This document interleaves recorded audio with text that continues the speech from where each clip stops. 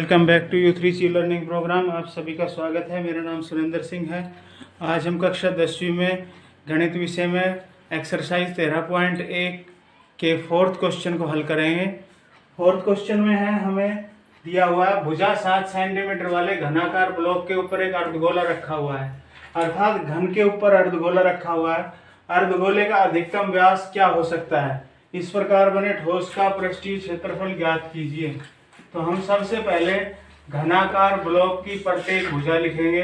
हमें पता है घन की सभी भुजाएं बराबर होती हैं, तो घनाकार ब्लॉक की प्रत्येक भुजा हमने जो है यहाँ पर घन की भुजा ये लिखते हैं 7 सेंटीमीटर। अब सबसे पहले पूछा है कि अर्धगोला इसके ऊपर रखा हुआ है, तो अर्धगोले का अधिकतम व्यास क्या हो सकता है? तो अर्धगोले का अधिकतम व्यास कैसे ज्ञात करेंगे? हम इसकी आकृति की तरफ ध्यान देंगे और उससे हमें पता चलेगा कि क्या हो सकता है। जैसे मेरे पास ये एक घनाकार ब्लॉक है और ये अर्धगोला है। मेरे पास ये जो कटोरी है अर्धगोले के रूप में है, ये जो है बॉक्स है, डिब्बा है, एक घन के आकार का है, सभी भुजाएं समान हैं। अब इसका हमें अधिकतम व्यास निकालना है। तो व्यास क्या होता है? जो केंद्र से ये जो वृत्ताकार सिरा है, इसके केंद्र से अधिकतम जो है सबसे बड़ी जीवा होकर जो जाती है वो व्यास कहलाती है। तो इस घनाकार ब्लॉक के ऊपर इस प्रकार से अर्धगोला रखा हुआ है, ये आकृति कंप्लीट बनती है। ऐसा हमारा एक उदाहरण भी है। तो ये घनाकार ब्लॉक के ऊपर अर्धगोला रखा हुआ है। इसको इस प्रकार से देखेंगे तो ये चारों तरफ चारों भुजाओं को टच कर रहा है, ये कॉर्नर बच रहे हैं।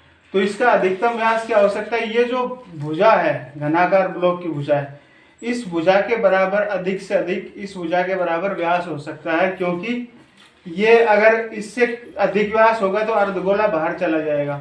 तो इस प्रकार ये रखा हुआ है, तो अर्धगोले का अधिकतम व्यास क्या हो सकता है? घन की भुजा के बराबर। तो 7 सेंटीमीटर अधिकतम व्यास हो सकता है। अब व्यास से हम क्या निकाल सकते हैं? त्रिज्या, अर्धगोले की त्रिज्या।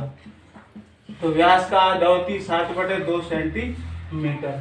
अब ये जो ठोस बन गया है, तो ठोस का हमसे पृष्ठीय क्षेत्रफल पूछा है। पृष्ठीय क्षेत्रफल आपको पहले भी बताया था कि जो हमें आकृति दिखाई दे रही है उसमें कौन कौन से पृष्ठ दिखाई दे रहे हैं। तो ये जो इस प्रकार से रखा हुआ है, तो हम ध्यान देंगे कि घन का एक फलक 2 3 4 5 पृष्ठ तो हमें घन के पूरे दिखाई दे रहे हैं। और उसके बाद इस तरफ देखते हैं हम, तो यहाँ पर जो है अर्ध इस पृष्ठ में पूरे में नहीं दिखाई दे रहा है, ये सिर्फ कॉर्नर पे हमें दिखाई दे रहा है। और जो ये अर्धगोले का निचला सिरा है, ये इस प्रकार रखा है, तो ये निचला सिरा वृत्ताकार, इस वृत्ताकार सिरे ने अपने क्षेत्रफल के बराबर ये घन के इस पृष्ठ में क्षेत्रफल को ढक लिया है, तो वो हमें दिखाई नहीं देगा। तो हम क्या करेंगे? पहले इसका पूरा निकाल लेंगे घनाकार ब्लॉक का टीएस से। तो हम क्वेश्चन में लिखेंगे घन का संपूर्ण पृष्ठ क्षेत्रफल, घन का टोटल सरफेस एरिया टीएस से लिखेंगे। तो टीएस से में जो है इसका जो है सारे पृष्ठ का शामिल हो गया। उसके बाद ये इस प्रकार रखा हुआ है, तो हमें ये जो भाग दिखाई देगा ये अर्धगोला इस ऐसे होता है, तो ये सीएस से होता है वक्र पृष्ठ।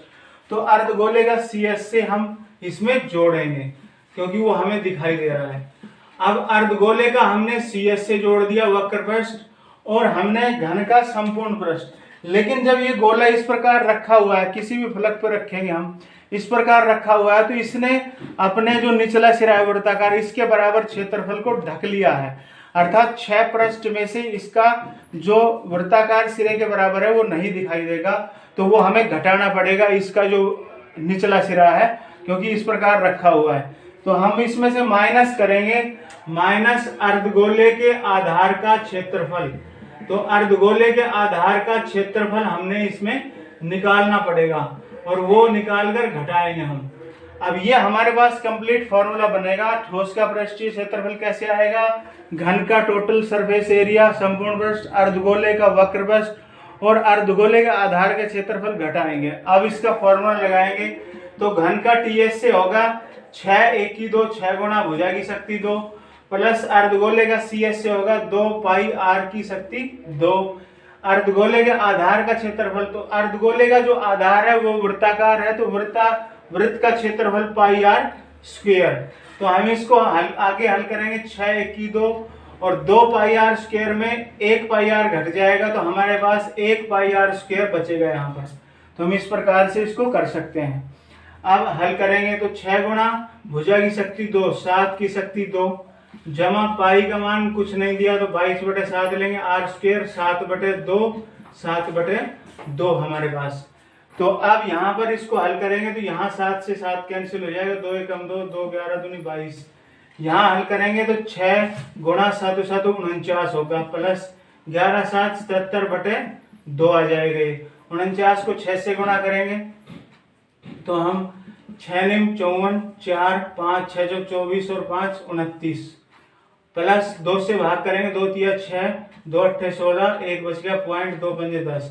इसको जोड़ेंगे तो पॉइंट 5 रहेगा क्योंकि इसमें पॉइंट नहीं है। 4 और 8 12 9 और 3 12 और 1 13 2 और 1 3 332.5 वर्ग सेंटीमीटर आंसर। तो आपने देखा कि हमें जो आकृति में जो जिस प्रकार से जो दोनों ठोस आकृति आपस में ज्वाइंट हो गई तो उसके बाद जो जो हमें पार्ट पृष्ठ दिखाई दे रहा है उसका हमने क्षेत्रफल निकाला। ये हम अपनी तरफ से एग्जाम्पल घर में भी देख सकते हैं, अच्छी तरीके से इसको समझ सकते हैं बनाकर फिगर। तो इस प्रकार आशा है यूथ रिच के ई लर्निंग प्रोग्राम में ये विषय आपको आसानी से समझ में आया होगा। इससे रिलेटेड जो भी प्रॉब्लम आए स्टूडेंट प्लीज़ शेयर करेंगे। Thank you.